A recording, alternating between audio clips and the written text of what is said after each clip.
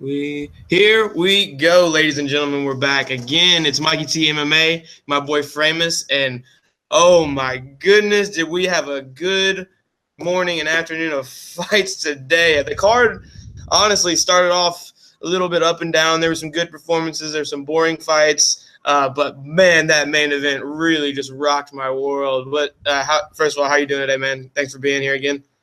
Yeah, of course, dude. I'm doing great. I'm sitting out here looking at this doing a Platinum Perry gift right now. Please fill me in, because that was honestly, like I was telling you before the stream started, one of my favorite like UFC pro wrestling style promos I've ever seen cut. Like Mike Perry literally ran up to the fence, and if that dude wasn't there to stop him, he would have straight jumped into the octagon. I have no doubt in my mind they would have gotten to scrapping in there, or at least somebody would have gotten a punch off. Yeah, no, I absolutely agree with that. I don't know, man. I kind of want to see the fight. I'm one of those guys who's been 50-50 on Perry, but I got to be honest, I'm excited. I'd like to see that fight because, he's just going to go in there and march forward, and I think that'd be we'll really get to see. I think he'll give us a really good idea of what Till's about. Well, also, I mean, Perry has to deal with Santiago Ponzinibbio first, who just took care of Gunnar Nelson, which obviously Gunnar's a proficient striker, but he's nowhere near the level of striker of a Mike Perry or a Ponzinibbio or a Darren Till. Like, I don't even know. I hope Mike Perry can get through Ponzinibbio. That would be a huge win for him. And then, honestly, I think Darren Till is about to jump high into the top 15, the top 10. I think Perry's like 15 right now. And what was Cowboy? Cowboy was like probably 5, 6, 7 at least, because I mean his last loss was to Robbie, and before that was Jorge, whose fight after that was for the title eliminator fight. Yeah, it's going to be interesting to see what this does for the division. It's going to be very interesting to see what this does for the division. Like you said, it really puts, it almost makes it seem like Platinum would be a step back for Till after this victory, but I still think he'd be a great fight for him. Well, you would think that, but for the level of like excitement for the fans, like that promo that they just cut there at the end, like I haven't seen something so sincere. Like they interviewed, I don't know if you saw, like after the fight was over, the last few minutes, they were interviewing Mike Perry after, and he was like fist clenched, still ready to jack, like at any given moment. And like that's like a genuine thing. Like I don't think they like have beef, like there's like personal beef, but it's just like they want to beat the shit out of each other. And I mean, I want to see that. I don't know any MMA fan who wouldn't want to see that fight. You know what I'm saying? Yeah. I absolutely agree with you on that. Sorry, I'm making sure that I send this tweet out real quick so I can get to going. I definitely want to see that fight. If you're a fan of just fighting, then that's it for you right there. You want to see that fight, regardless of character and how you feel on each other's characters and stuff. You want to see that fight if you're a fan of fighting. Yeah, absolutely. There was somebody who tweeted, I think it was perhaps Brett Okamoto of ESPN.com, said that just welterweight, the business is booming. Like there is so many great matchups right now. Yes, that was my my open weight response. So what I say, Brett called it welterweight. Now it's already replied open weight due to the massive size of Darren Till. That was a really good comment by Darren Till. Do you have a Facebook fan page by any chance? I don't, but I need to start one. Yeah, go ahead and get one set up. I'm just gonna type your name in here for now. But yeah, when you get it set up, let me know so I can start tagging you in these videos. Absolutely, I appreciate it. Man, I actually have to give a big shout out to my guy, Smackdownness. He's got a gambling YouTube channel. He's actually a personal friend of mine from my younger years, way back when we were a bunch of troublemakers. But he's killing on the YouTube game. He's got about, I think, 10,000 followers on Twitter. He's got like 5,000 followers on YouTube. He's doing these giveaways, right, where he's like shouting out my podcast. I think a lot of the people who obviously are into gambling also would be into MMA. I can see how those two worlds kind of collide. Especially with all the money that people gamble on MMA. But he shouted me out and basically was like, hey, we're doing a giveaway. If you follow my boy on his Twitter and his YouTube and subscribe to his page and like this and blah, blah, blah, you win a prize. It's like a random person wins a prize. I literally got like in 2 shout outs that he did, I already got almost like 100 new followers on my YouTube channel when I started off with only like 15. And then I got like 20 or about 250 new followers on Twitter. And then there was a point in the time because he was streaming while the fights were going on. And I was like trying to watch the fights because I was watching the fights on my phone because I couldn't, for some reason, I couldn't log into my Fight Pass from my computer.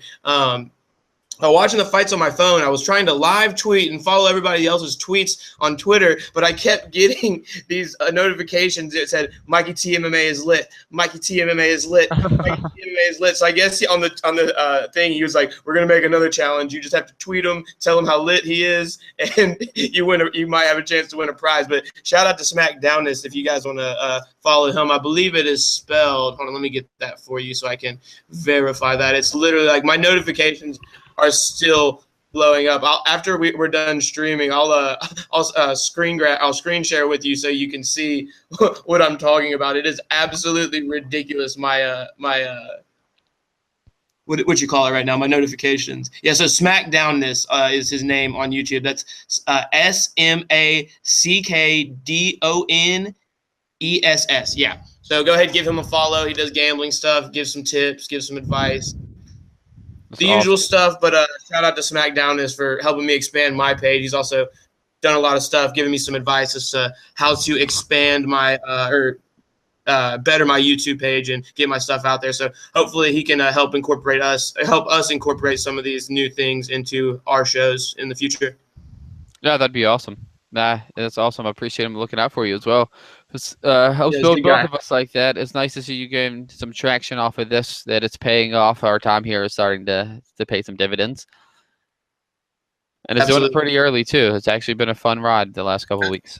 Absolutely. I mean, I started this thing about over a year ago doing just the audio podcast, and then for a while I kind of fell off, lost my motivation, had some ups, had some downs, would get back in, then get back out. But the consistency that I've started to show has really started to excite me, and the idea of other people trying to kind of pitch in and help out with ideas and stuff. It really means a lot to me. And then, I mean, even you and our boy Chris Gary from the other night, just stuff like that. Fred Kirby, Eddie Law, Dave's MMA, these guys on Twitter who just been nothing but supportive, really helping me find the confidence it needs to or confidence that it takes to hop on a mic and just sit there and shoot the shit about a sport that we love, you know?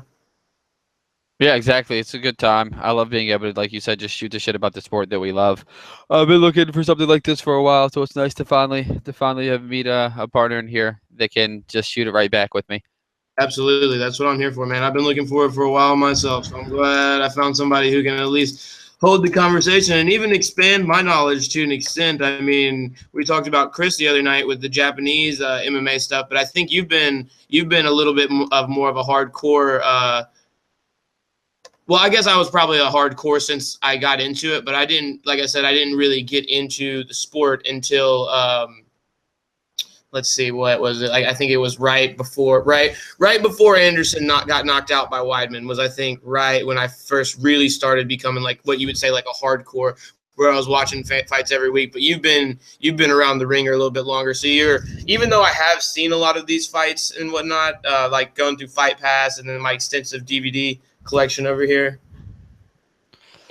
What did you sorry to cut you off. What did you say that DVD collection goes from? Not all the way through. I think I have about 60. Some of the last ones are actually 2 events, because I think hold on, let me see.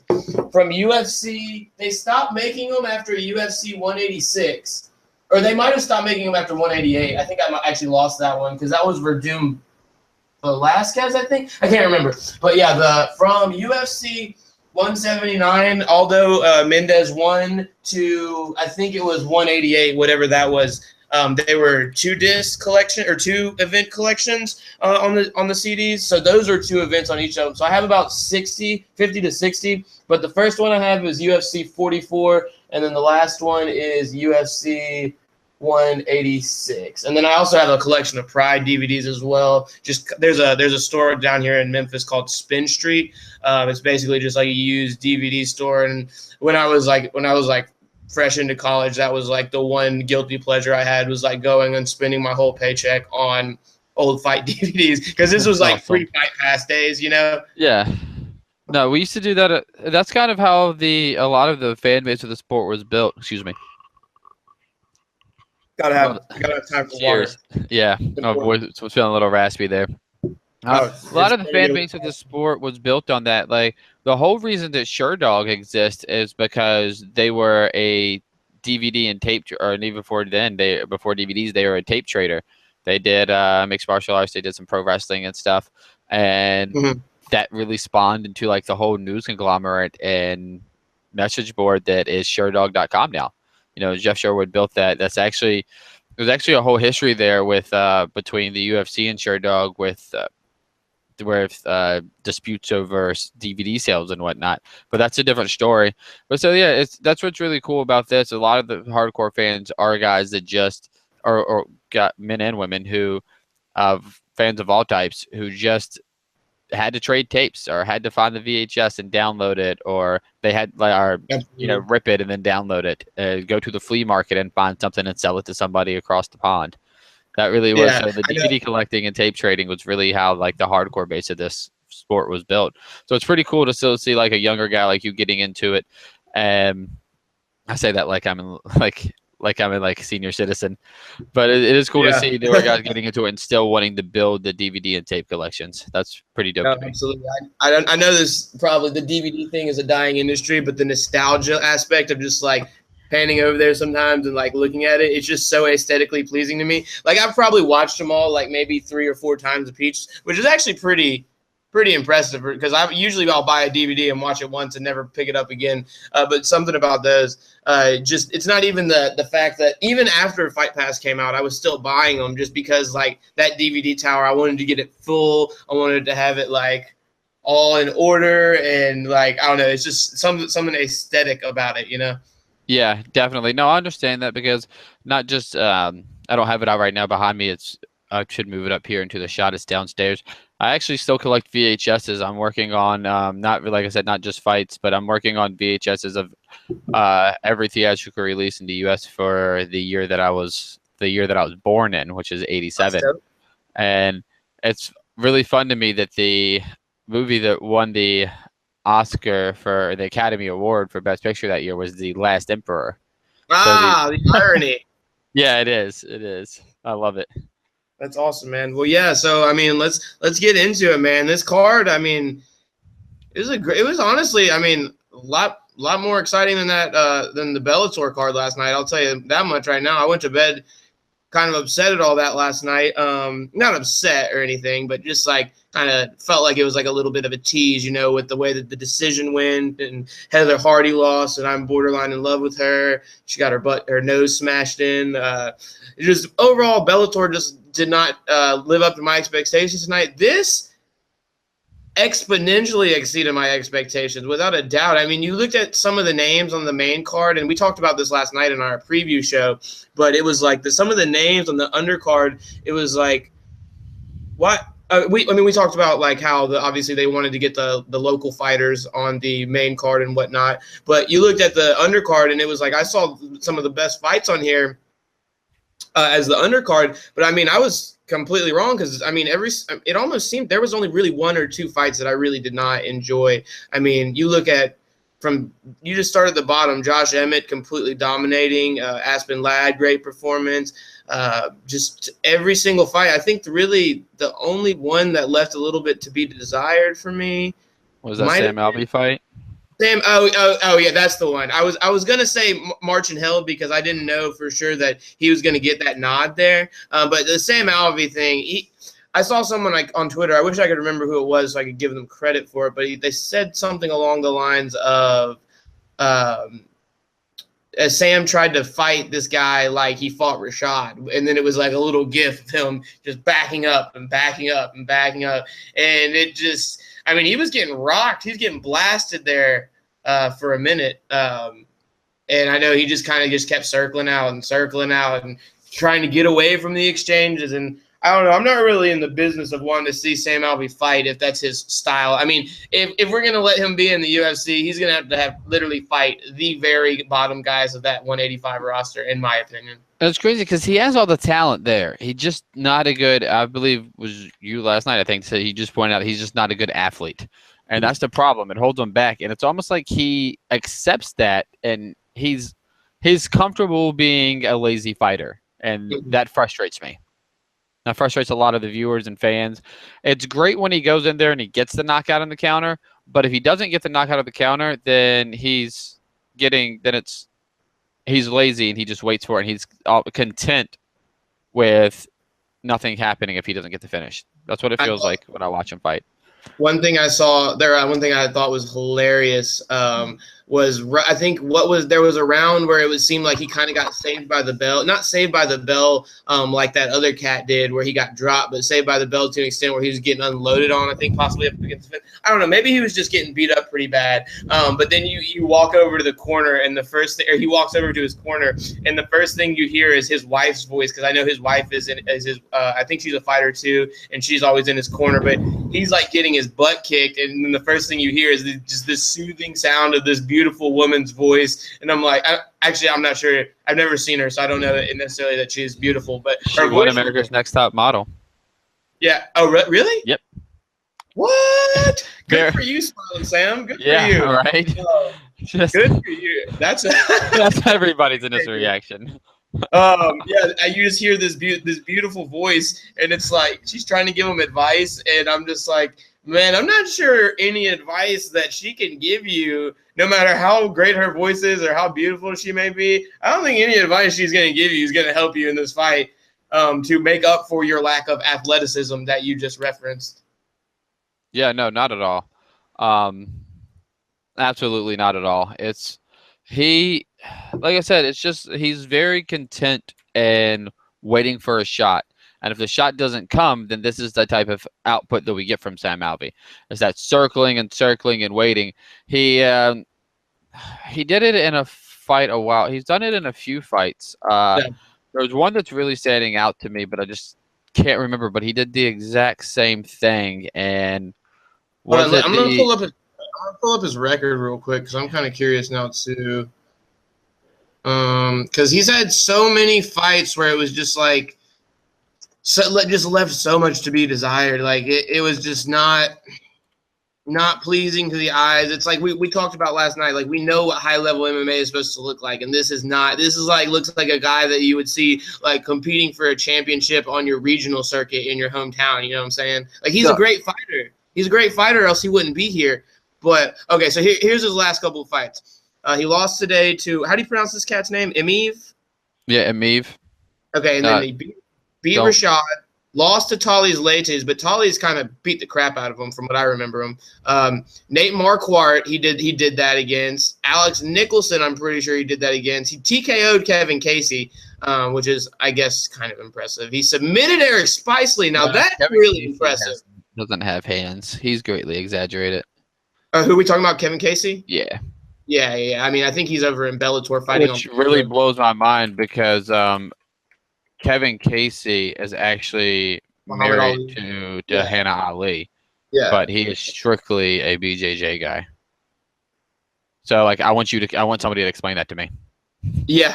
I don't know how that happened. I mean, I think he probably met her after he had developed or like begun his mixed martial arts journey. I guess that's a possibility, and they met possibly through a gym. But yeah, his hands are terrible. I remember watching him on The Ultimate Fighter. Excuse me. I was wrong. I was thinking. I hate to cut you off. I've always thought that Kevin Casey was married into the Ali family, but maybe Google and Wikipedia are telling me that he's actually a legit. No, he is married to. Okay, yeah, they have it wrong. No, they have it wrong. He's married to his daughter, but it's listed on Google backwards, and that just threw me off when I went to verify. Wait, yeah, you mentioned last night about how Sam had a win over Elias. I forgot about that. And then before that, he got TKO'd by Derek Brunson. Man, he has fought a lot in the past 3 years. Jeez. Yeah, he has. since February of 2015, Sam has fought 1, 2, 3, 4, 5, 6, 7, 8, 9, 10, 11 times. Wow, that's crazy. And he has also been battling through injuries too. So he's clearly up there. I mean, he's battling through injuries. So maybe Sam Alvey just needs to take a year or so off. And he said that him and his wife are in the process of adopting a child. So maybe it's time for him to take a year off, adopt, work on that, and focus on that for a bit, and heal his body. Spend some time with his family, get where he needs to be physically, get his head straight, and then come back fresh. Anything that woman tells me to do, I'm doing. So yeah, she's fierce. She reamed him out between rounds. Like if I didn't listen. Go ahead. I said I didn't listen initially, or I didn't really pay attention past the initial, like, oh wow, this girl has a really pretty voice. Like that was, I just remember the story about how his wife was always in his corner. I don't know that I knew that it was a super hot model like that, but yeah, I definitely noticed the voice. But yeah, no, you said she was chewing him out. Yeah, she goes in, but she doesn't hold back. She always gets onto him in his corner if she needs to. She's really good about separating that line between coach and wife and just letting him have it when he needs to have it. And I like that. She doesn't take it easy on him. First of all, I feel like there's a lot of people that would look at that situation and be like, you shouldn't have, like, maybe, like, I understand the Nick and Nate thing, but like having family in your corner, I just feel like, I don't know, family, like brothers is one thing, but like husband and wife, when you have that, like that love, like where it's like, I don't know, obviously you never want to see any of your loved ones get hurt, but I don't know. I feel like that can be very traumatic to be like right there trying to be the one giving your husband or wife advice, and then for them to get brutally knocked out or whatever the case may be, or get their butt kicked. I don't know. I've never. I mean, if she's actually making. Michelle Waterson's husband is one of her coaches, and I said karate hottie Michelle Waterson. She's in the same situation though. Her husband is usually in her corner. He's like one of her head trainers and head coaches, and he used to fight as well. They covered it. They talk about it many a times, but he used to fight as well, and he's retired now and coaches her full time. So he's usually in her corner as well. So there's a few times. Pat Barry used to always be in Rose's corner. I don't think she's cornering her anymore though. Well, no, actually, if you haven't heard, there was on the MMA Hour they came on. What ended up happening is I think Pat had a really serious drug and alcohol problem there for a little while, and I believe what was if you remember at UFC 200, he was actually training, or for UFC 200, he was training with Brock Lesnar for the Mark Hunt fight, and he went out and got arrested one night because can't remember what happened. Went out and got drunk. Lied to Rose about where he was going, blah, blah, blah, ended up getting arrested, and basically Rose was like, I'm leaving, and like took their dog and like said that she needed like a break, and then basically after that, he started getting his life together. He's been, according to his quotes on the MMA Hour, he seems, I mean, he definitely looks clean and sober. He looks healthy. Yeah, I think he's taking a kickbox. It was weird. I think he mentioned he's taking a kickboxing match with MMA gloves, which is weird, but that's not the point of the story. I just thought I'd throw that out there. But yeah, no, he's the reason why he wasn't in her corner for UFC, what was it, 201 when Rose lost to Carolina? I think because that was the same card where Tyron knocked out Robbie. He wasn't in her corner that time because they were technically, I guess, separated at the moment, or not living together and not training together while Pat was getting his stuff together. But no, I think from what I understood, Pat should be in her corner for 217. So it looks like they're reporting a little off subject, kind of back on track. It looks like they're reporting that it was an elbow from Till that shattered the nose of Cerrone. Oh, you could see it? It was a short elbow right up against the fence. There was because the gifs that I was seeing. Officially coming out now that it's legit done. Like his nose is legit shattered. His nose is just completely broken. Yeah, It didn't look that's pretty. what I mean, Twitter's lighting up on. So we'll see how bad it really is. Hopefully, it's not as a case of Rory McDonald. yeah. Oh man, I don't know. Since we're talking about it, I mean, we can just start from the top if you want to, and then work our way down because that's the meat of the card.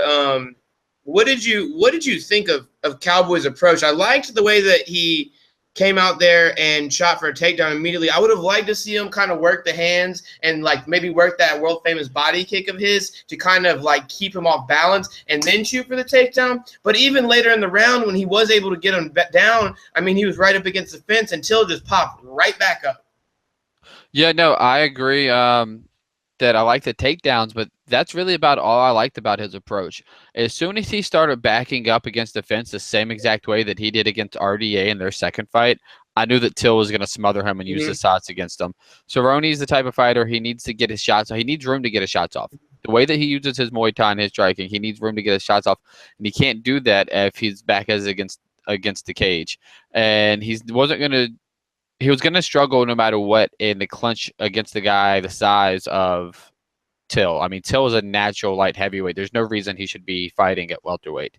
And I did not even realize that before this fight, how giant that man is. well, did you hear that's what Perry yelled at him? When Perry yelled at him when he came through the cage up to it, he goes, I'm a real welterweight. You're a light. He goes, you're a light heavyweight. I'm a real welterweight.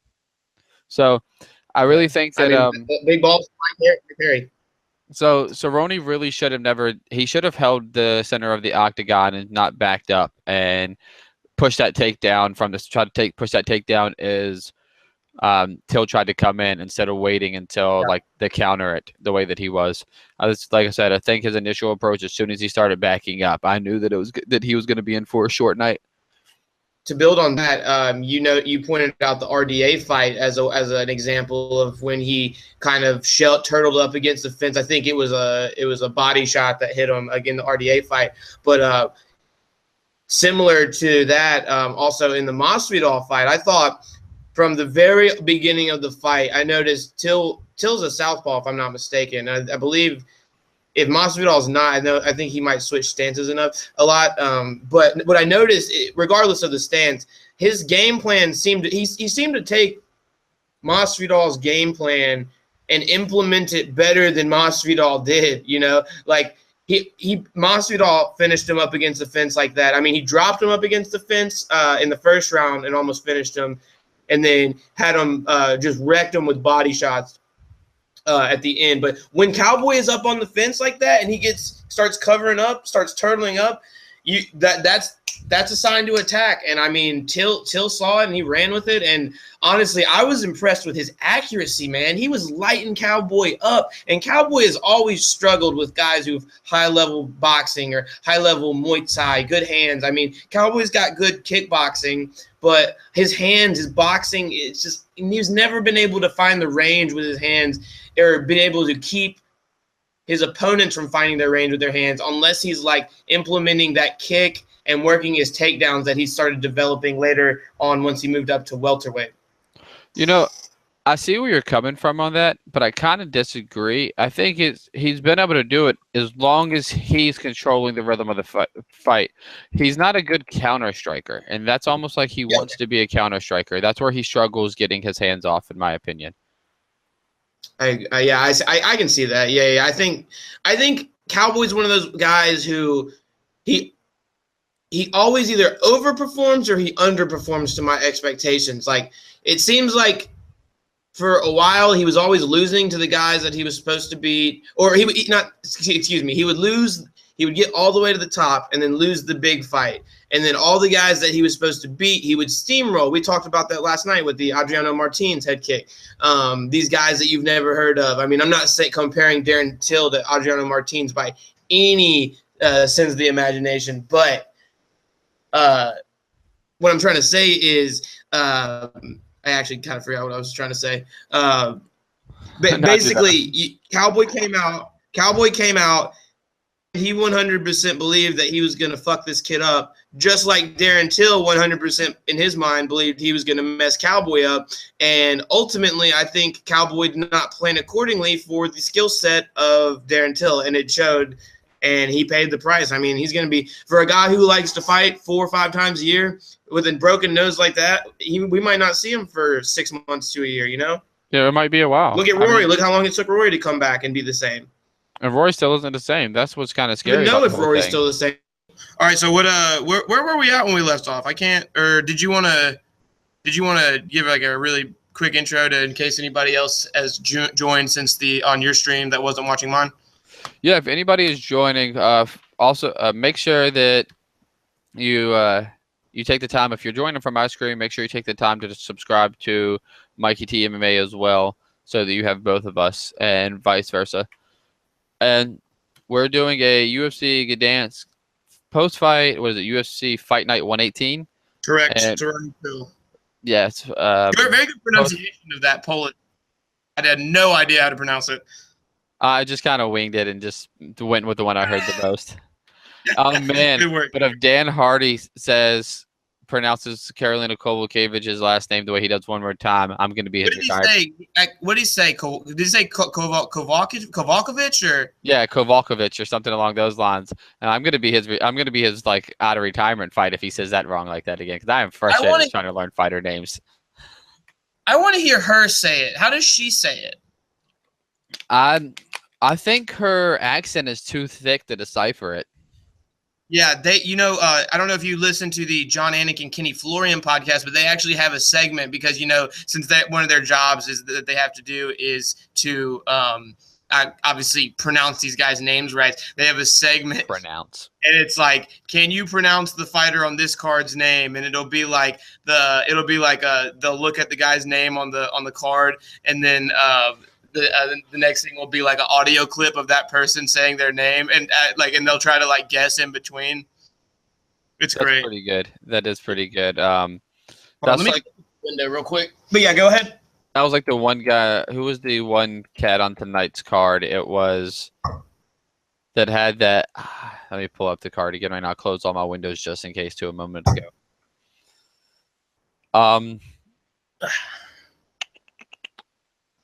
Nasrat Hakparsat, who Marcin Held fought. Like I'm not gonna get that for a while. No, I honestly like middle school spelling where you write the word over and over until you get it. I'm just gonna stand there and I'm just gonna have to stand there and just say it over and over. Oh man, I love it, dude. Yeah, no, there was a couple of those guys. Like I know the guy on the main card who took out our boy. Who was the guy? Was it a Polish guy who fought Wilson? I can't remember. It was either the first or the second guy who fought. Oscar Pahoda? Yeah. Oh, yeah. I guess that one's not as difficult to pronounce, but you look at it and it's kind of intimidating. Well, I jokingly call him Pai Chota because that's the way it's spelled. And he was the one who I was talking about last night about his last fight when he won the Cage Warriors title. He lost it. He won it in like 32 seconds. The one you were trying to get me to look up? Yeah, but like I said, during his introduction, there's like a 30, 45-second window, and they say his name three different ways. It's so, I don't think everybody's just kind of winging it, which I understand, especially, but you got to get everybody props. Like the top guys like Dan Hardy for the most part, or guys like when Brian Stan was still doing it, and Ken Flo and Anna, you have to give those guys props for being able to just get it right as much as they do more often than not. Like, yeah, it's always rough and it's always make jokes about it, but it's not easy. I'm joking on these guys more so because I understand the frustrations and how hard it is to make your tongue roll in a way that's not native to your language. Let me ask you this. I'm sitting here trying to send out a Take Two tweet. How the heck do you spell the city or the place where the fights was held? GDANSNK? GDANSK. Okay. Because literally I did hashtag and there was like so many how like when you type hashtag, like all the ones will pop up. There are so many wrong spellings of that poor Polish town. There is. It's like everything. Like it's so good to see. Every event you'll start to notice the more we do this, you'll start to notice that happens as well. It always trips me out how they do it.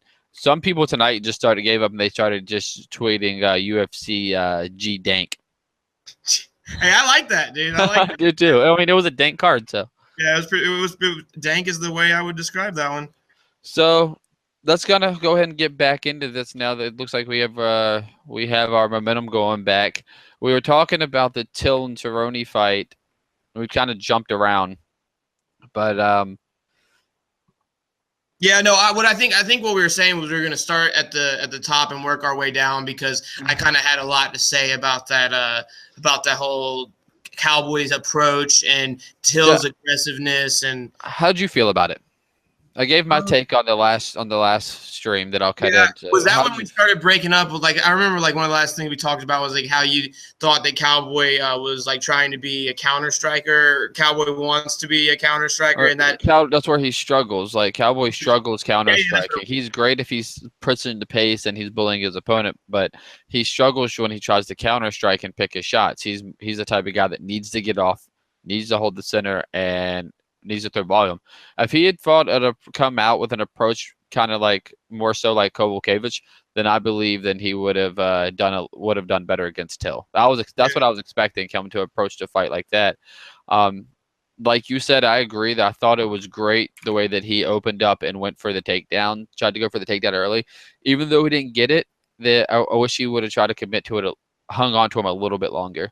But that was great performance by Till, not taking anything away from him because I feel like I'm just blaming this Till's win on Cerrone's approach. But Till went in there, did exactly what he said he was going to do, and he put a top guy in the division away. Did it with confidence, with poise. He never seemed to be overextending. That was just the one thing I was the most impressed with was not only the confidence that he came in with, but the confidence and poise that he actually showed in the fight. Like, I mean, you see guys all the time like a Lando Venato when he hurt Tony Ferguson, and you saw him kind of like freak out and kind of like blow his wad and just kind of abandon the game plan and just go for the finish. He stayed tight. He stayed technical. Talking about Darren Till, he stayed technical and he did what he had to do to get him out of there, and he did exactly what he said he was going to do. And I honestly, I thought I had this weird premonition right before the fight because this Dave's MMA, I believe Dave's MMA brief. Shout out to him on MMA. He retweeted something from like a month ago when they announced his fight. He goes, "Till's gonna knock Cerrone out in the first round. Mark my words," or something like that.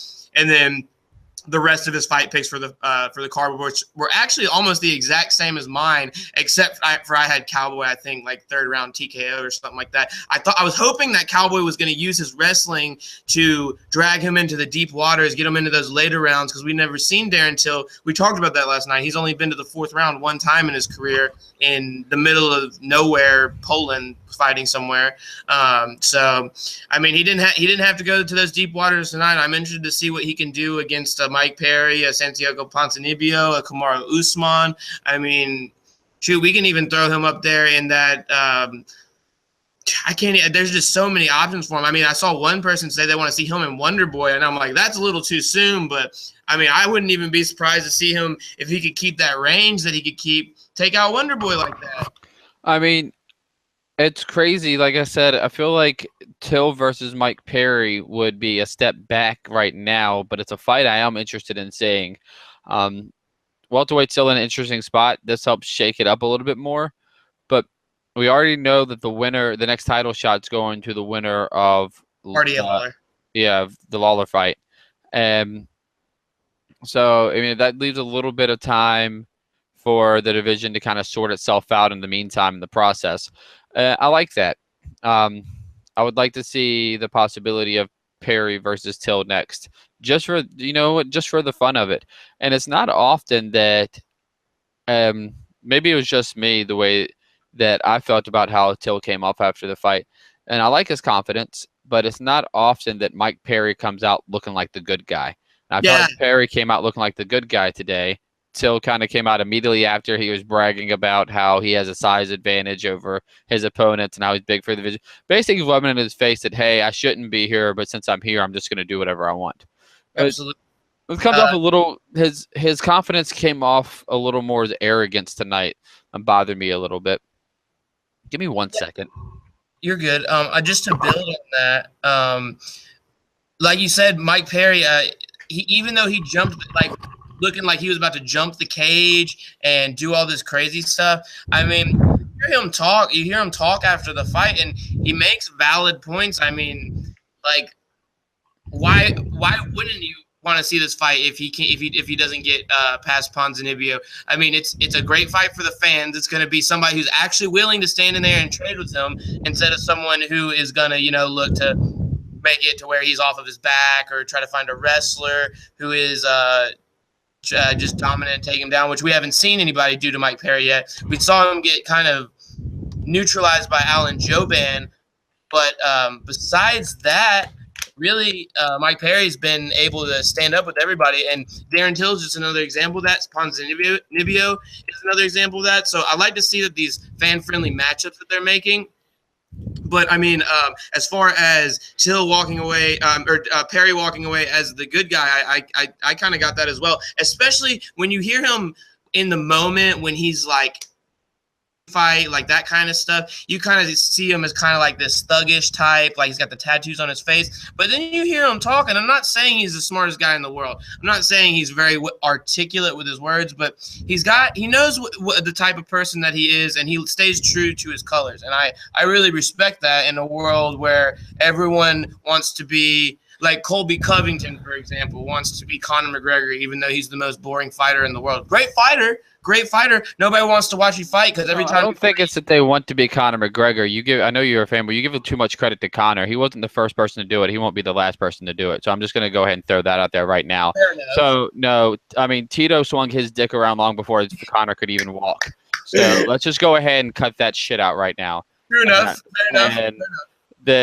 I appreciate you calling me out on that. I think I just used. I love it too because like I get biased as well, but a lot of people seem to think that a fighter trying to promote themselves is just like. And I'm saying that's what you're doing. They attribute it to trying to be Conor. Anytime a fighter that doesn't, but it's a lot of the same fans that do that. And like I say, and this isn't you. Are the same ones that are like, oh, fighters need to promote themselves more, and then when a fighter does, you're like, oh, he just wants to be Conor.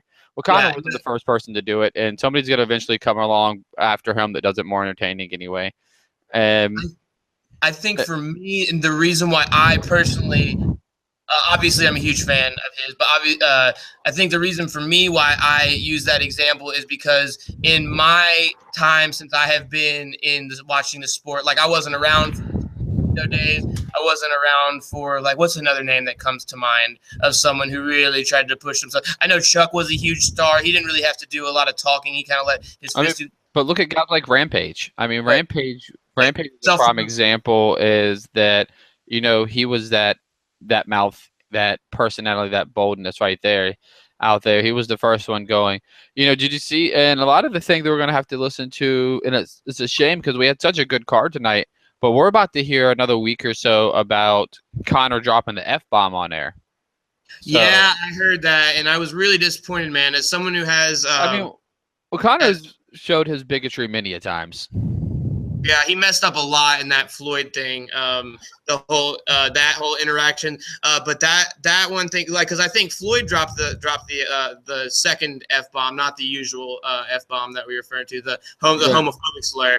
Yeah, and then Floyd did it, and it actually kind of like made what Conor said not sound as bad. But then tonight, I mean, he just flat out got caught just dropping it right in front of the camera. I mean, this is the same guy that called Dennis Seaver a Nazi. So yeah, this is true. And it's been noted like in small cases in the past. I just hope that this doesn't become He learned slurs just to use them against Aldo when they faced off in Brazil. Yeah, that was, and see, honestly, that's funny to me. That's a little bit different than saying that Andre Feely is a blanket. You know what I'm saying? Yeah. So it hurts me as someone who has members of my family who are gay. So like I get offended when I hear that word. Like I still have friends who think it's okay to throw it around, and I'm not gonna like go over there and just slap the shit out of them for saying it. But like I do feel uncomfortable when I hear it. I mean, I can't deny it. I mean, I've faced consequences in the past for using the word myself, and I have, friends to me that are really close. So one of my outside, like this is personal, but one of my best friends and somebody I'm in business with is actually, a homosexual male. And he understands I'm someone who has made the mistake and used it in the word in vain before, and I always own it and let myself grow from it. Where Conor doesn't have a lot of respect for the people around him, and that's what bothers me about Conor McGregor. I see that. And he doesn't give back to the sport, and it bothers me a lot. Kind of like, I'm not a fan of Mayweather. He's a great boxer, but he doesn't give back to boxing. Conor McGregor doesn't give back to mixed martial arts. Yeah. And I think that bothers me. And he doesn't respect the other fighters the way that the other fighters respect him for what he does. Yeah, I agree, and I think that's why the two parallels, or the two worlds colliding with the McGregor and Mayweather thing, were so perfect, like the perfect storm, because it was like you have this guy over here who's like, he's the boxing guy, he's the African American, he's the brash, the money man. Then you have the Irish guy, the Irish white guy. He's over here, he's brash. He says crazy stuff just for attention, and they both go out there and they back it up and stuff. And obviously Conor had taken the loss, Floyd was undefeated, but just like the dynamic between the two that created for all that hype is kind of like what we're talking about right now. The reason why people kind of have these personal vendettas against them for some of their actions. Floyd's more so than Conor's, in my opinion. Sorry, give me one moment. I think somebody's at my door. You're good. Just like I was saying, though, it's an interesting blanket he's got right there. I was wondering what that was. But hold on, I'm actually gonna grab some water too, because I just totally lost my train of thought.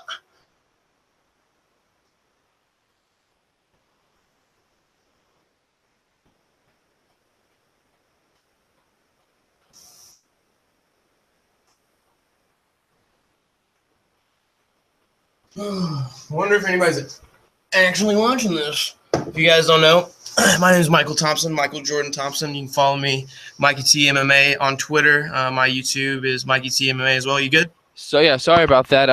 Wrong door.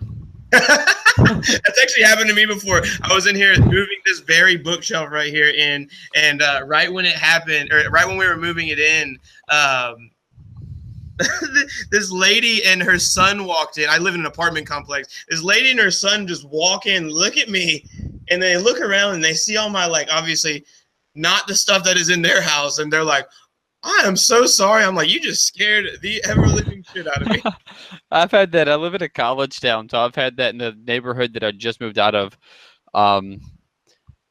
We had a house with a bunch of roommates for years, and we had that happen so many times. People from the, like, neighbors' parties are trying to find the neighbors' parties on the same night we were, just walk in, or like they leave a party and just kind of like go to the wrong house. And be like, and they're myself too. And they're like, we had a guy one night, I walk right in and go all the way upstairs, and we're like, excuse me, and he was clearly drunk. He's like, we're like, excuse me, and he stopped and looked around. It was like, once he got upstairs, he goes, oh shit, this is none of these are my bedroom. He lived like 3 houses down from us. That's like the. Have you heard the Uriah Faber story about that? Oh man, I saw that on Snapchat when it happened. Oh, it's nasty. Hey, I'm gonna turn my AC on. Go ahead and tell the people about that. So anybody that's not familiar with the Uriah Faber story, and this will actually be a good transition because we come from Conor to talking about alpha males, so this will be a good transition for the fights we have to talk about. But Faber, right after he built his house, his new house, he had a crazy fan. Faber made the mistake of posting where his house was on Snapchat. Terrible social media, because he was building it. And everybody knows they owned a little block and down out there in NorCal. And a crazy fan who was really drunk decided that she was going to show up and see if it was really Faber's house.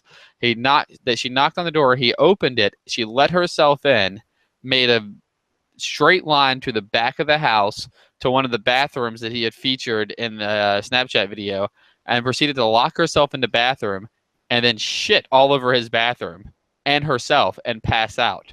And there was some vomit as well. I think vomit as well.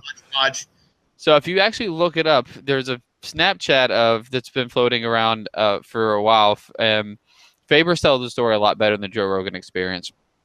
And there's a Snapchat floating around that he sent of this young lady in his bathroom covered in her own feces and vomit. And it's so cringe. That's how that's how his pretty much his housewarming to his brand new house that he had built for himself went. That is and I think they were like having like some people over there. Like it wasn't just like Faber by himself. Like they were like he answers the door and this lady just runs right past him, and they're like everyone just sitting there like, what what? Like what do we do here? So how do you feel about? So since we're talking about alpha male and we just got done talking about Connor, how do you feel about our rival pick? You had Artem, I had Feely. I'll be 100% honest. I did in the moment believe that I think that there was a really strong chance that Artem was going to beat Feely, but the majority of the time when I'm talking about Artem, I'm half trolling because like it's just so funny. I mean, I thought that it was a possibility. Like I think Feely is a much better version of Ishihara, like exponentially better. Maybe not exponentially, but maybe like 2 or 3 notches above Ishihara. And I thought that difference, like, because I thought they were so similar in their fight styles. And Feely's like just one of those guys that has been like we looked at his record. It was win lose,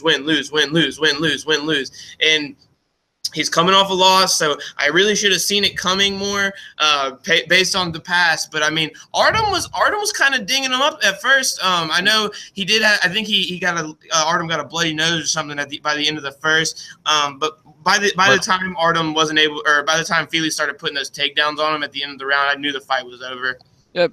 But as you also looked by the end of the first as well, Feely was also busted up. He was bleeding by the eye, I believe. Yeah, I mean, he was landing good shots. He was landing good shots, but he was taking shots. And I really feel like Artem was only 1 or 2 of those right hands away from hitting Feely because Artem, and so we all make jokes and we have fun with it. But and if you don't say, if you're one of those journalists that says, oh, because we're not journalists, we're fans with the podcast. That's all we are. But if you're one of those journalists out there who's like, nobody, we don't say this, you're full of it. Everybody who covers the sport at some time has made a joke about Artem being a T-Rex. Yeah. And that's no disrespect to Artem. It's the truth. It's the truth. It's us pointing out that if Artem had better reach, I truly believe he would be sleeping guys like Feely. His problem was Feely was too comfortable to take the shots because he knew that Artem couldn't get to him. But when Artem got to him, he was landing. And it just showed that, in my opinion, this fight was more so for Artem's improvement than it did Feely's improvement. Yeah, Feely picked up a dominant decision as things went on, but Artem wasn't a slouch in there this time. He didn't get dominated. He was landing some hard shots, and I really do think a couple more of those and Feely would have been in trouble because Feely took some shots that I thought were going to wobble him a couple times. Personally, for me, the T-Rex thing, it's funny. And I honestly, like I said, it's 100% true. I think the reason why he struggled, like you mentioned, how he was just 1 or 2 shots away. I know one thing I noticed in this fight more so than in many of his previous fights, he when he's throwing these combos, it's like his arms are so short that once he gets past like that first or second punch, you would expect him to come around with like a third or a fourth or even a fifth, like because he's got huge power. And if you land one really good strike and you land another one, you're already like right there at like 1 or 2 shots away from being able to put him down. But it's like his arms are so short that by the time that he's connected with 1 or 2 punches, they're already starting to move out, and he can't seem to distance simply because, I mean, he was at a 9-inch reach disadvantage, and Feely's one of those guys that just circles around the whole time and sticks and moves. I mean, more credit to him, he won the fight, but yeah, and Feely fights sideways. It's weird if you notice. Yeah. Feely is a wrestler through and through. It seems like he fights sideways. Doesn't really set himself up for a jab the way that he circles. He always looks like he's setting up for the takedown, ready to sprawl. And if you get what I'm saying about talking sideways, I'm not talking about doing angles.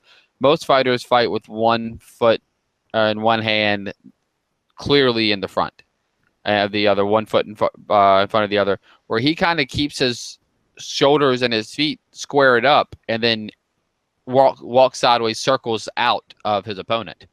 And I think if Artem had a little more reach and hadn't been at a 9-inch reach disadvantage, then that I believe that he would have been able to Feely would have been able to circle and would have walked right into one of those right hands.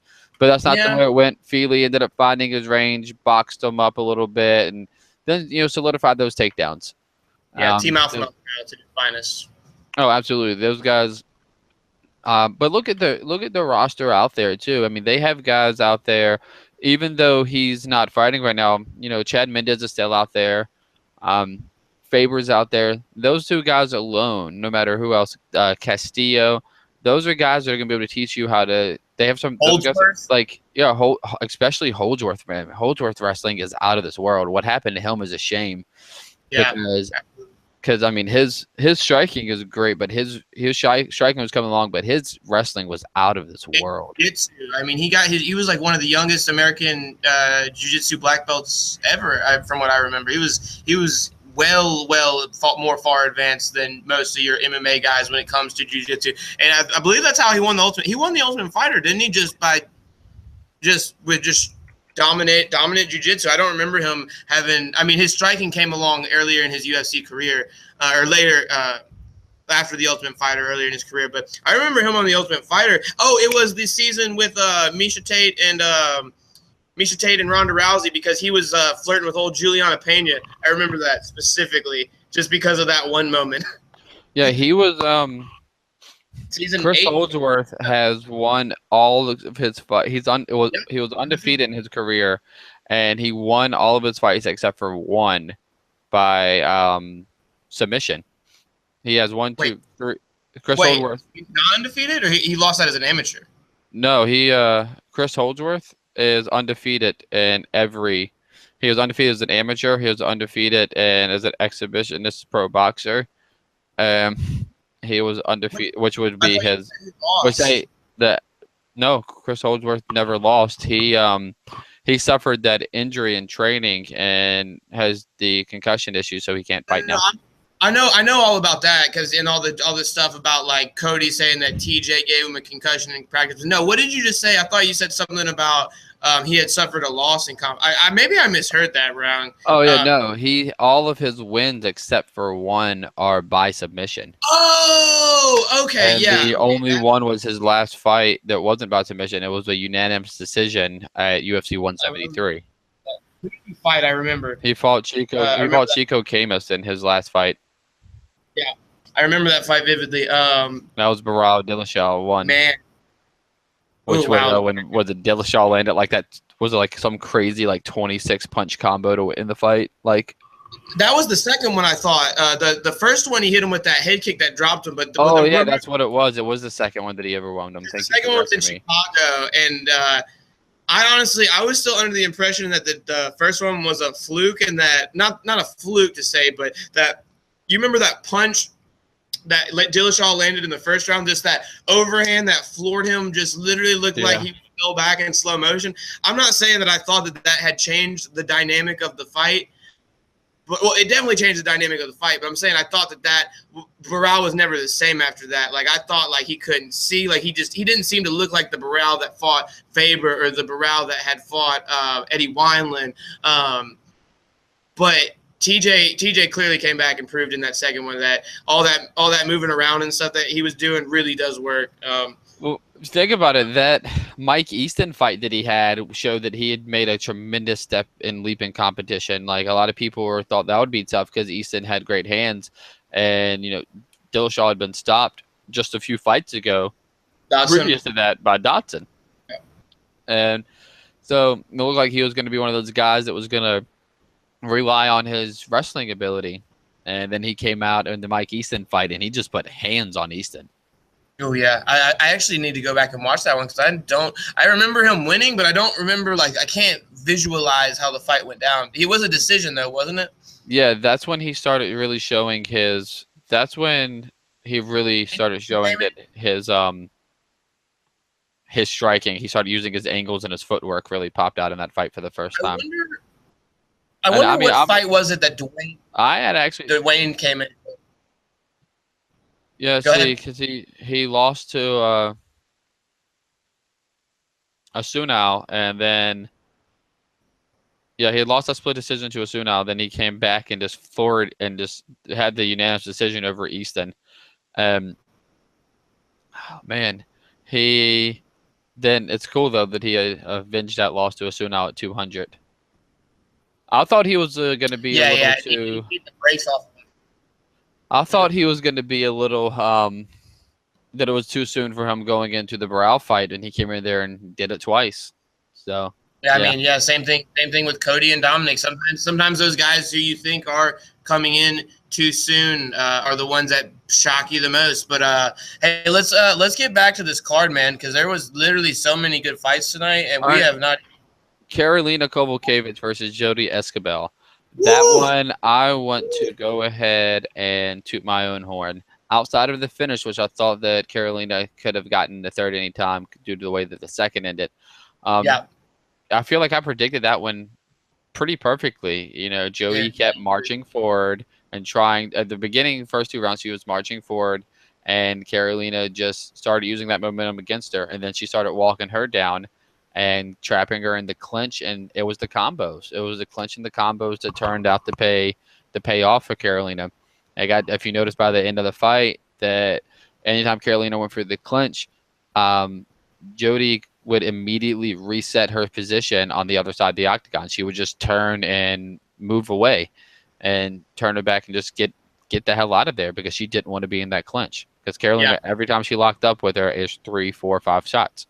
It was making her pay every time. If it wasn't a knee, it was the strikes from distance. And she even when they were at distance, I mean, you saw her, and like you said, she'd be plotting forward, obviously looking for the takedown. But I mean, it seemed like even when for a while she couldn't get close, but when she did get close, those knees that she put on right on the dome, I think it was at the end of the second round. I was like, man. I don't know. I feel like those knees would have put me down. Like that looked painful. And I think I predicted there's a Verdict MMA app that I was telling you about. Like I predicted second round TKO for Karolina. I'm sitting there screaming at my phone, like watching on my phone, like please, yes. And then I was like, I'm not gonna get it in the second, but she's still gonna get it in the third. I really thought that she could have probably really put it all out there on the line and maybe gotten a finish. But, man, Jody's tough, and I wouldn't have wanted her to overextend herself and put herself in a situation not necessarily to get knocked out, because I don't think that Jody really had that ability against a striker like Karolina, but maybe if she had gotten taken down and lost a round and kind of took a little bit away from her performance. I mean, I think this sets up a brilliant fight with her and Jessica Andrade now. I mean, Andrade is the chick that just beat Claudia, and I mean, Claudia is not going to fight Joanna or Rose next. So I mean, unless you give her the loser of Rose JJ, then I don't know who else Karolina's going to fight. I would love to see Karolina and Andrade.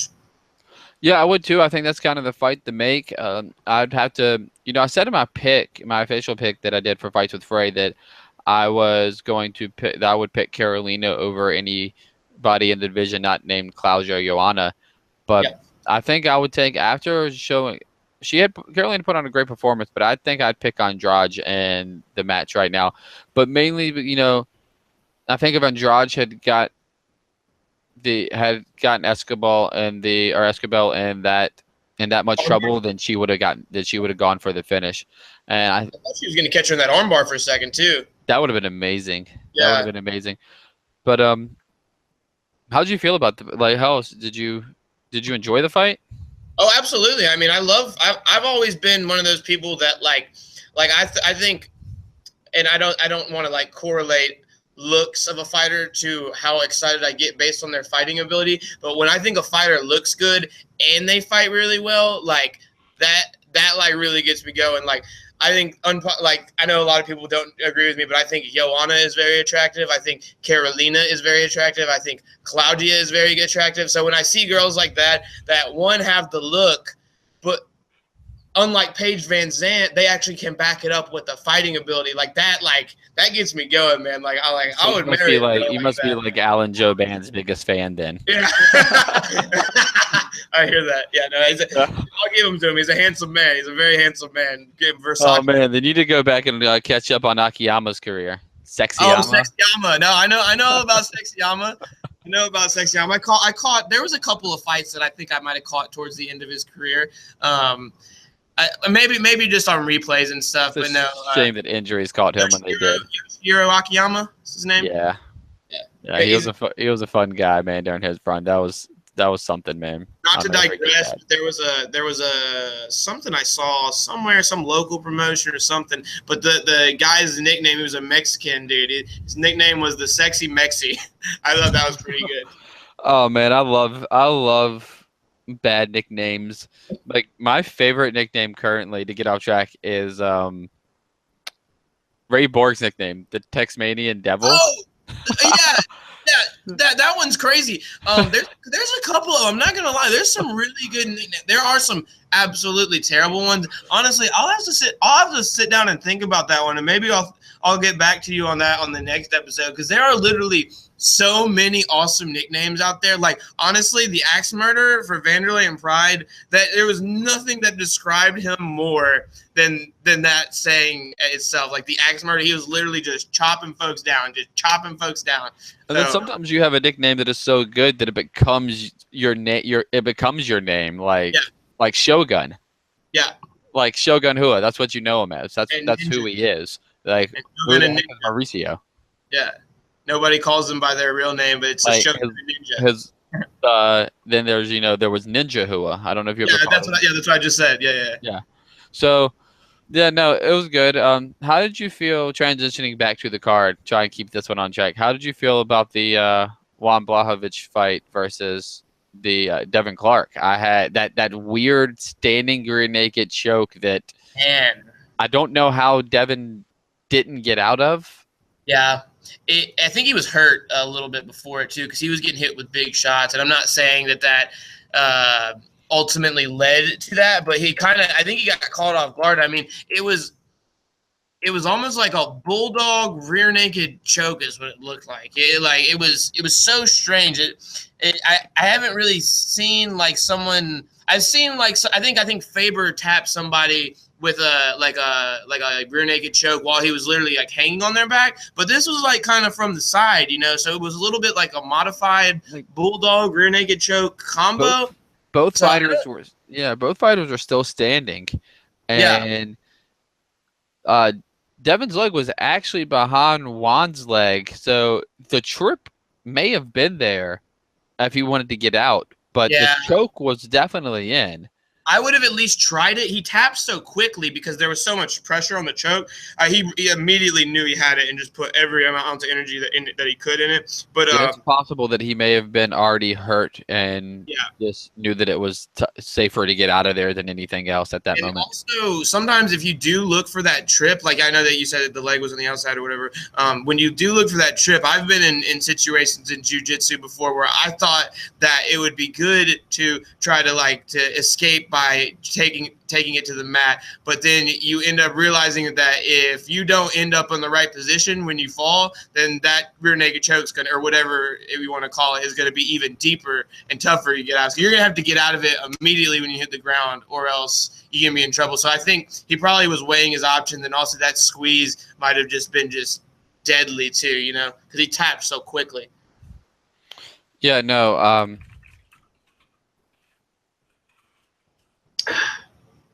Absolutely. I thought that he would have at least gone for it to try to defend it like that, the position he was in. It's a weird finish. I'll have to go back and check it out again. But, yeah, the choke was definitely in. I had Devin, I had Clark as the grappling favorite and thought he had the grappling advantage. It was a good fight, though. I think Clark's still young. He can still probably come back. He'll probably still have a good run. Whereas, Jan is he needed this win. He needed this win really badly. And so he avoids his walking papers, and it keeps some exciting hands in the division. So I'm excited to see that. For me, I also remember the Jan that also was beating Gustafsson on the feet and had Gustafsson turned into a wrestler. Not saying that Gustafsson isn't a good wrestler, because after he lost to Phil Davis and started training with those guys, he really did become a wrestler. I mean, for God's sake, he took Jones and DC down. But no, Jan was getting the better of Gustafsson on the feet for points in that fight. And literally the only reason why Gustafsson ended up pulling away with it was the takedowns. And so I like to remember that fighter as opposed to – and then the guy that we saw tonight, but the inconsistencies of his career. Let me pull up his record real quick. Well, this is only his third win in the UFC. Really? Yes. Wow. I feel like he's been around for a while, though. He has been. He's been around since 2014. He didn't fight very often, yeah. He's 1, 2, 3. Oh, he lost to Pat Cummins? I forgot about that. Dude, that was a great fight, though. UFC 210. That was Buffalo, right? They beat the crap out of each other, man. They went in there, and he was boxing Pat up, and then Pat went in there, took some heavy shots, ended up getting the takedown, busted him up on the ground. Oh, that was a great fight. Remember Pat's face? I remember he posted a selfie on the way to the hospital after the fight. And it was the most horrifying thing. It literally looked like something out of a horror movie, dude. Like, his face was so – if that's the fight that I remember, because Pat Cummins always gets his face busted up every time he fights. But this one specifically, I had forgotten about that. I mean – you look at the guys lost to, Corey Anderson, Jimmy Manuwa, Gustafsson, Cummins. These are top 10 guys in the division. It's a really thin division, though. So if you're not competing with these guys, I mean, and you're going to keep taking fights with these top 10 guys, you're going to have to make some changes, or else, like you said, those walking papers are literally just 1 or 2 fights away from getting. I don't think light heavyweight even has a legit top 10 right now. That's how thin the division is. Yeah, it's crazy. It's crazy. When you see guys like what's his face, the guy from Longo's camp who just lost to Shogun in his last fight, John Vellante. When I see that guy in the top 10 or top 15 of a division, I'm like, I can't take it seriously, because there's just literally not enough talent to fill out a top 15, because Vellante is a young, athletic wrestler like that. Trains with a great camp, and he couldn't come out there and beat an old ass Shogun. Who are you kidding me? Man, Shogun. The only thing gone about Shogun is his knees. We're always gonna pretend. But if you look at it, the light heavyweight is, Gustaf is at a point where the number one contender is Gustafsson, pretty much. Yeah. But he might not even get that fight, though. He might give it to Vulcan. Yeah, so then there's Vulcan, Teixeira, who's still up there. And I mean, look at that. He's fighting Serkinov next. Mauricio, or Jimmy Manuwa, the Mauricio, bringing that up fifth. OSP, Corey Anderson.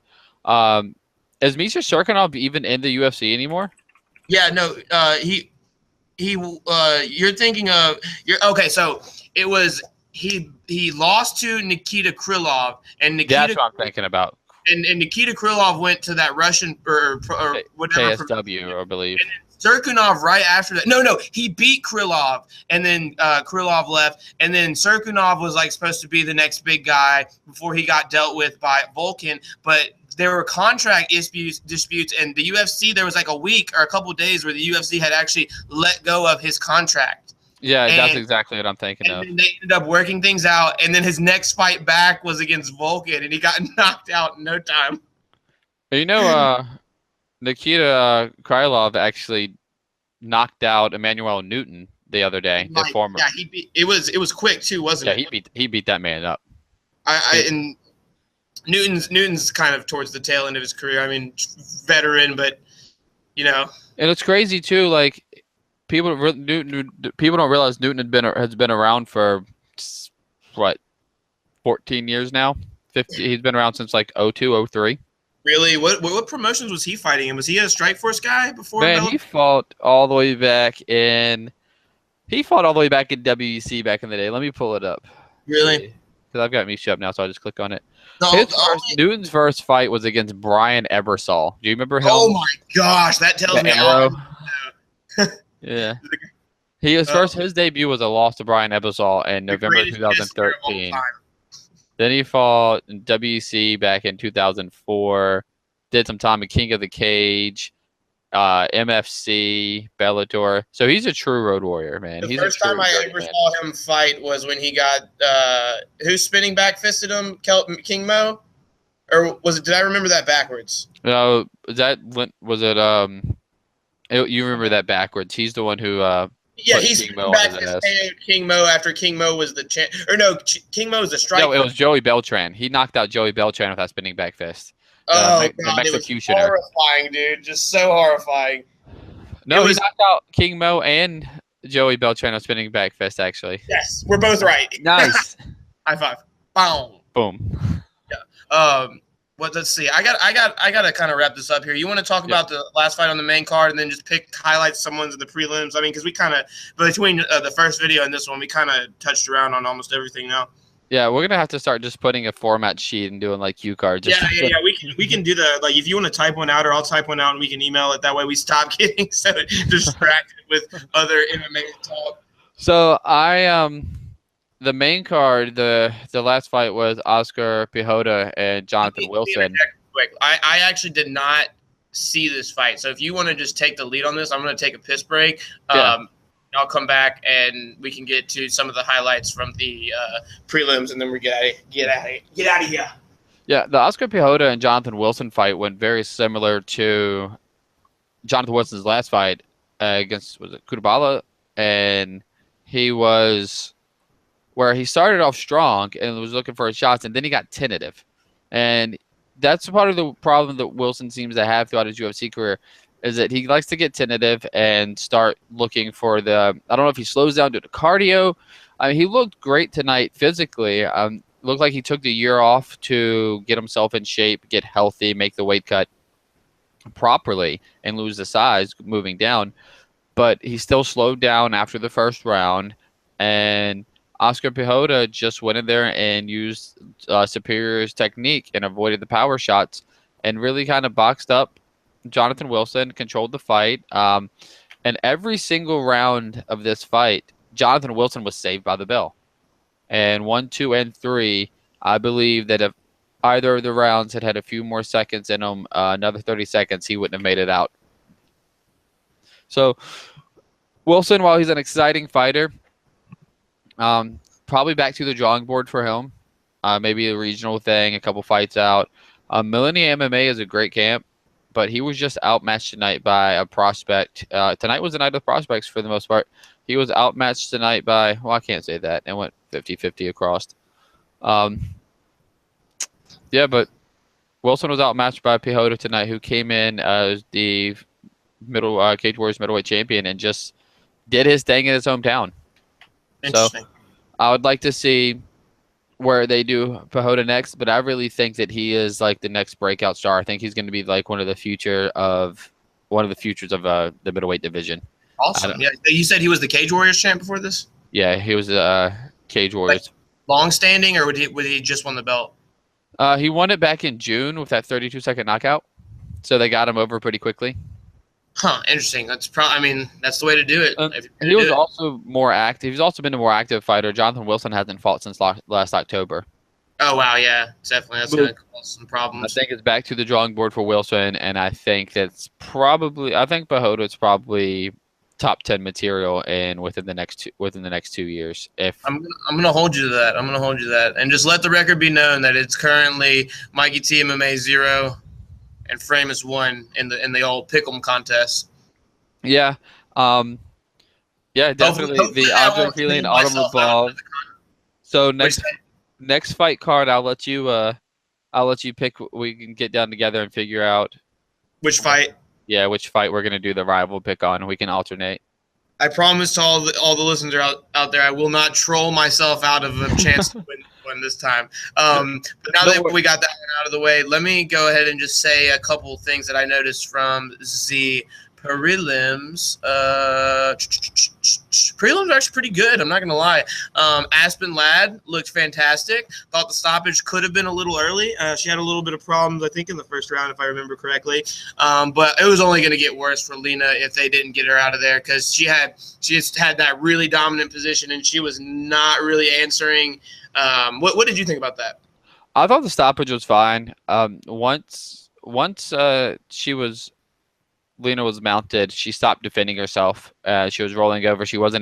While she was defending herself, but she wasn't doing anything to prevent the damage. She took her shots, and she was content taking those shots at the end there as the fight started to come to it, as the fight wrapped up. Aspen Ladd was on top of her, screaming as she was raining down the ground and pound. I loved it, So dude. you knew that she wasn't going to pull back until the ref stopped it. Once you have somebody on top of you that's just yelling at you, just screaming at you, and you're not doing anything, and you've shut down, yeah, you don't have to go out for you to be stopped. Yeah, you've mentally given up at that point. I feel like Landsberg kind of just rolled over and accepted her defeat and was letting and there's no shame in admitting defeat. I mean, that's part of the game. You're not very rarely are you going to win them all. There's never been a fighter that's retired undefeated, like on a top level, on a high level. Much respect to Landsberg. She's a tough chick. She fought Cyborg when nobody else in the world wanted to fight Cyborg. Exactly. At least UFC, you know. Yeah, no, much respect for her. She's a warrior. She's a trooper. You know, think about all those all those pioneers that helped build they are like the most troopers. Like even when you look back at all the pioneers, and she helped pioneer WMMA, the women's mixed martial arts. She was one of those front runners. So, you know, you're gonna see that from girls like her or women like her and Cyborg, and like when you see like Tara LaRosa and the other what's her name that Cyborg fought last time. You're gonna see crap. God, it was at 214, right? Evinger. Yeah, Tanya Evinger. Like all of those are like their game opponents, and they're always going to go out on their guard, and that's for sure. So I respect Landsberg for that. Yeah, for sure. But Aspen Ladd looked great, and the prelims. Worley Alves saved his job with a win tonight. Yeah, for sure. I didn't really want to get too much into that because he kind of just. I mean, in my mind, he barely squeaked by. I know one judge gave it 30-27, but I thought it was close. I had 2 rounds won for Worley, but not the best performance. But he did what he needed to do. But Brian Kelleher, man, he impressed the hell out of me tonight. It's crazy. Like he did too. I had Stasiak in that fight. And Stasiak did a great job though. Opened up strong. His kicks were working great for him. And then once he got caught, he just had a hard time getting his legs back under him, and that eventually caught up with him. Yeah, I enjoyed that fight, and it's one of those ones I'll definitely go back and watch again. Absolutely, I have to go back and watch that finish again. I can't remember exactly what happened. I just remember it was crazy. Was it a punch, right? Yeah, it started with a punch and then just a flurry. Yeah. Oh man. Yeah. That was. It was kind of out of nowhere. It seemed like too, because I think they were kind of going back and forth, both guys having success. Yeah. And then he starched them. But I think we kind of talked about Emmett. Really, really dominated decision. One judge gave it 30-25. The other 2 judges gave it 30-26. Obviously Aspen over Lena. Worley over Salim. Afili Lobov. We talked about Sam Alvey and Amiv. Kelly talked about Keller. I mean, the last fight to talk about is Marching Hell. What do you think about the scorecard to that? Because that's the only thing that really had me in question. I know we might have talked about that earlier on the stream, but I don't really remember what you said. My biggest take out of that fight was, what was the scorecard on that? Actually, 30-27. I thought it was a little closer than that. Yeah, I thought he at least won 1 round. Did the other cat? Yeah, I thought that it was definitely would have been like a 2-1 round. But once I was surprised that he survived. Once Held had a hold of his legs. A couple times. When Held got his legs, I thought for sure that's because he's a leg lock specialist. Oh yeah. So once he got a hold of the legs, I was like, oh, this is it. So I was impressed that that he survived through that. But Held is the type of guy that, when he's on, but I feel like it was a good night for him. He needed this win, and I'm not going to go down and just tear him apart like I feel like I've done everybody on this card. But he needed. He definitely needed the win. He definitely needed the win. And he picked it up, and it's nice. Maybe the step back in competition is what he needed. Like we talked about last night, he was fed to the brawlers early. I mean, he got Sanchez, he got Lozon. So he went with the people are going to bring it to him early in his career. So maybe now they can pace him and he can have some time to actually build himself up. Somebody made a funny comment on Twitter, and I responded. I can't remember what they said, but basically they were like 30-27, unanimous decision. I don't know, all 3 judges. I don't know about that. And I'm like, this is the MMA gods making up for what they did with the ultimate fuckery when he fought Joe Lozon, because he clearly beat that. He clearly won that fight, if I remember correctly. You know what I'm talking about? Yeah, I know what you're talking about. You know, It was the fight where Lozon even got on the mic and he's like, "No, I didn't win that fight." Like, yeah, that happens in the sport. You got to respect the guy when they're willing to admit that they feel like they may have gotten bested. I know, was it Rampage after the Machida fight said the same thing, that he didn't feel like he beat the Machida.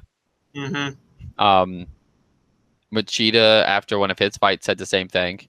Yeah. So you know, yeah, he. Oh, I just saw the picture, or like a good picture of Cerrone's nose. Man, that thing is caved. Will you message it to me? Yep, it's on his Instagram right now, but I'll send you. Dude, hold on. I'm gonna see if I can hold my phone up so you can see how ridiculous my mentions are right now because of my boy and his little stream thing. Let's see if I can turn it up. All right. Let's see. I just tagged you in it on Twitter. Where does it start? Hold on.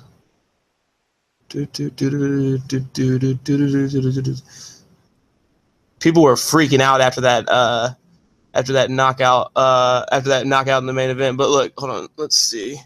Where is it? Can you read this? Nah. Okay. It's literally like 40, 50, 60 tweets saying Mikey TMMA is lit. Mikey TMMA is lit. Mikey TMMA is lit. And I have to like weed through that to like see like my actual mentions and stuff. So I'm just gonna let that marinate for a couple days and then get back on. Nice. All right, man.